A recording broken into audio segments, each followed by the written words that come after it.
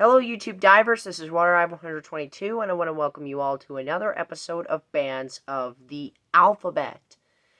Oh man, we are getting very, very close to the end of this series. I can tell you it's been a joy of making this series for you all, giving you some like a bird's eye view of all these bands that I've liked for either quite some time or just starting to get into.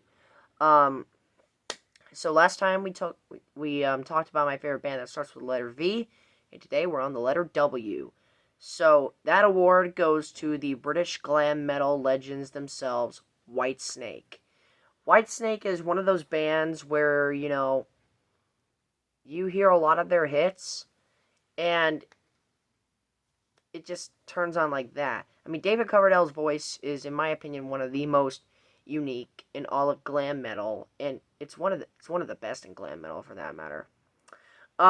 So when it comes to the best album, I would have to give that award to the 1984 album, Slide It In. Slide It In was mainly the album that got me into Whitesnake, and especially the title track, which is my favorite Whitesnake song. A lot of people might argue it's Here I Go Again on My Own, or Here I Go Again. But for me, it's Slide It In, the title track. It is absolutely amazing. That opening riff that both Mickey Moody and Mel Galley have is just absolutely amazing. I love it. Now, this would be the final album to feature recording credits by Mickey Moody, because this album, as I said, this album came out in 1984. And Mickey Moody left the band about a year later in 1983. No, a year earlier in 1983. Due to the fact that he didn't feel, that Coverdale was basically sidelining him. I read a little bit about that on Wikipedia. But he did record some. He did have some recording credits on this album, so that's why I say he's featured on this record. And this was also the first album, I believe, to feature Mel Galley on guitars. Yeah, and he does a great job on here as well. John Lord, of course, plays keyboards on this record, from what I've read. Colin Hodgkinson on the bass. His name is so hard to pronounce. Hodgkinson. However, I think this would be the only album to feature Hodgkinson on bass before original bassist Neil Murray returned to the band. And of course Cozy Powell on the drums. He would later go on to be in Emerson, Lake and Powell, and of course late 80s Black Sabbath stuff, like with a Headless Cross and maybe a couple of their early 90s records. But overall, this is a solid lineup, solid band, and they are a freaking 10 out of 10. No doubt about it. So, when it comes to the honorable mentions, the first honorable mention I have goes to Weezer. Yep. And Weezer is one, and the song Hash Pipe is my favorite Weezer song.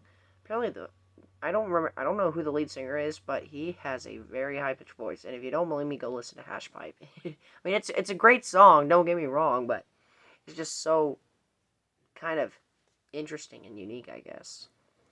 And now we got The Who. The Who have been in my life for a very long time, and my father is a huge fan, a fan of theirs. I wouldn't really say a huge fan, but he saw them live in concert in the and I think it was 1980. I'm not sure. But The Who has a lot of great albums, a lot of great hits, like Baba O'Reilly, just to name one of them. One of the most iconic classic rock songs. But my favorite song by The Who is of course Behind Blue Eyes. I love that track. And then Warrant, another glam metal band in the 80s. And again, no disrespect to Wasp, which almost made my honorable mentions list. It's like a number 4. Number 4.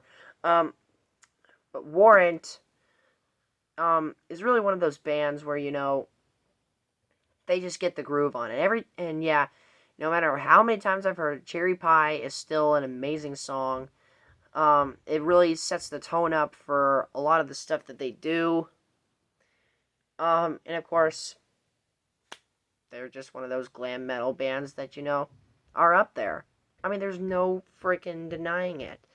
But when it comes to my overall enjoyment of these four bands, Whitesnake, Weezer, The Who, and Warrant, of course, Whitesnake has to take the top. Simply because I feel like Whitesnake has a little bit more of a cleaner sound, and they have a little bit more, like, juice within their sound than these other bands. But, that's just my opinion. I mean, so, with that said, the letter W goes to Whitesnake. So, tomorrow we are going to be talking about my favorite band that starts with the letter X. And oh boy, it's a good one. So stay in tune for that. So thank you so much for watching, my fellow YouTube divers. This is WaterEye122 signing out, ready to dive into more fun on YouTube. Thanks for watching.